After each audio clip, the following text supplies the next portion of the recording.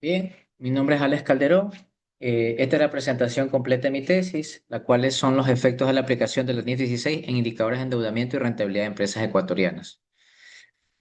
Pertenezco a la carrera de Economía y la facultad es de Ciencias Sociales y Humanísticas. Bien, las NIF buscan transparencia y comparabilidad de los estados financieros a nivel global. Están vigentes en Ecuador desde el año 2019 y exige reconocer los activos y pasivos por arrendamientos, afectando de cierta forma los balances, en teoría. Existe evidencia limitada en Ecuador, especialmente en el sector manufacturero.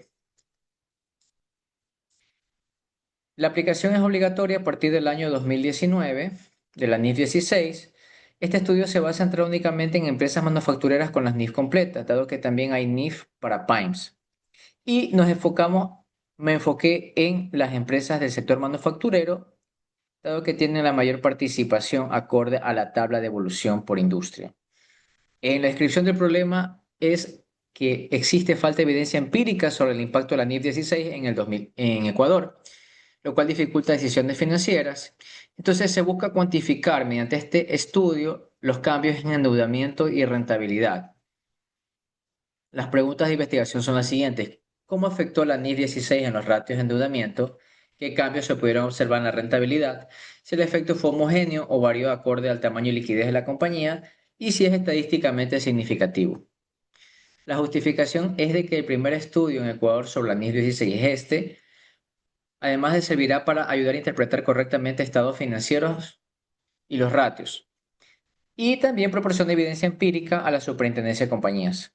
El objetivo general es evaluar el impacto de la NIS 16 en endeudamiento y rentabilidad en el periodo 2017 y 2003 en empresas manufactureras, analizando indicadores antes y después de la norma, cuantificando el efecto causal mediante los datos de panel y evaluando diferencias según los tamaños y liquidez. La evidencia internacional es variada. Entre algunas, podemos mencionar que Morales y Díaz reporta un aumento de 21% en pasivos y 32% en endeudamiento. Por otro lado, tenemos que Santana y Santos no menciona efectos significativos en el estudio en Brasil del año 2019. Finalmente, se reduce la asimetría de información en China en el estudio realizado por Xu en el 2021. Esto cierra la brecha en el contexto ecuatoriano, dado que lo vamos a conectar en el presente estudio. El enfoque de identificación causal es un diseño cuasi experimental, usando una estructura, modelo de efectos fijos de empresa y de año. La justificación, como la mencioné, es el carácter obligatorio y exógeno de la NIF 16, dado que actúa como un shock regulatorio simultáneo que afecta a todas las compañías y lo cual es comparable a un experimento natural.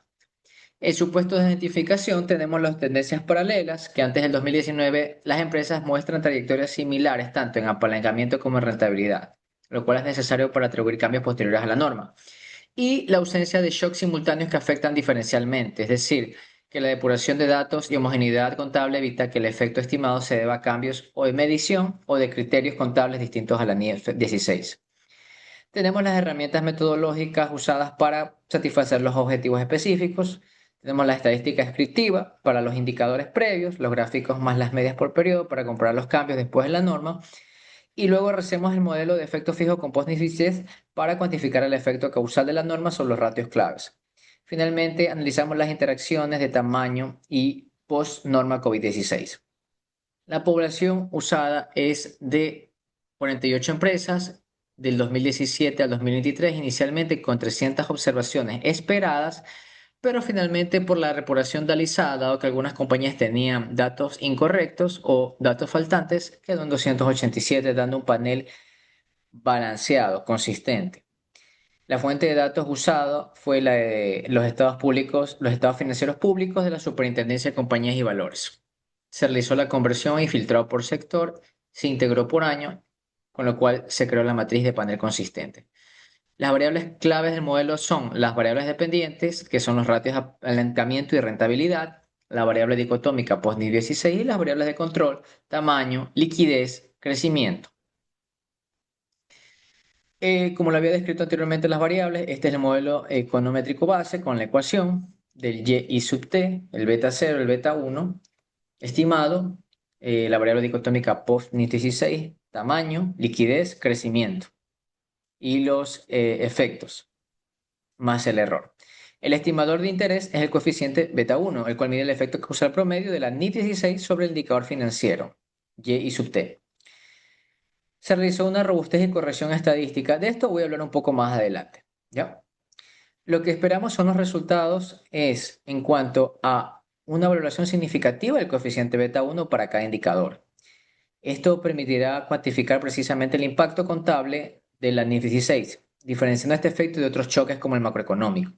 Y como conclusión es que este diseño permite estimular de forma consistente el efecto de la NIF 16 y evaluar su heterogeneidad, tal como se estableció en los objetivos específicos.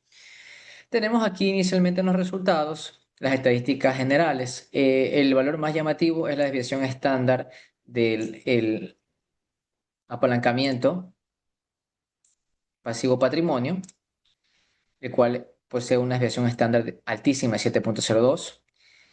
Luego se realizó las estadísticas descriptivas post y pre-norma, tanto en los indicadores de apalancamiento como los de rentabilidad, el tamaño y liquidez. Finalmente, se puede indicar que es importante que estas diferencias descriptivas no se controlan por otros factores y que pueden cambiar simultáneamente como la crisis sanitaria del COVID-19. Finalmente, en la validación de la metodología se usaron el factor de inflación de varianza. Acorde a la tablita, podemos verificar que existe ausencia de multicolonialidad problemática, dado que es menor a 2, por debajo del umbral de 10, lo que permite inclusión de todos los controles de modelo de efectos fijos. También tenemos la control de corrección temporal. A través de la autocorrelación de primer orden se detecta correlación entre residuos contemporáneos y rezagados. Entonces, eso justifica de ese valor de 0,27 el uso de errores estándar robustos agrupados por empresas, que eso es lo que le iba a hablar anteriormente. En control de autocorrelación y heterogeneidad, usando los errores estándar agrupados, ayuda a corregir ambos problemas, asegurando que los resultados, por ejemplo, la falta del efecto del NIF en caso de serlo, sea metodológicamente sólido, tal como la firma Cameron y Miller en su estudio 2015. Lo cual desencadena un valor P correcto, es decir, una conclusión de no significancia para la NIF 16 y que es creíble y robusta. Bien, los resultados en los modelos principales se muestran en la tabla 6. Podemos ver una alta significancia en los índices de liquidez, en los resultados de los modelos de efectos fijos y del apalancamiento. Los estándar errores robustos están agrupados en los paréntesis. También tenemos los resultados del modelo de efectos fijos de rentabilidad, donde se visualiza exactamente lo mismo, una alta liquidez, una alta significancia en liquidez. En el análisis de robustez, como lo había mencionado, se hizo el modelo base y el modelo sin variables de control y sin efectos fijos de tiempo. Los valores, según lo que me muestra en el análisis, es poco significativo, es decir, en la totalidad de las especificaciones alternativas el coeficiente de post-NIF 16 se mantiene no significativo.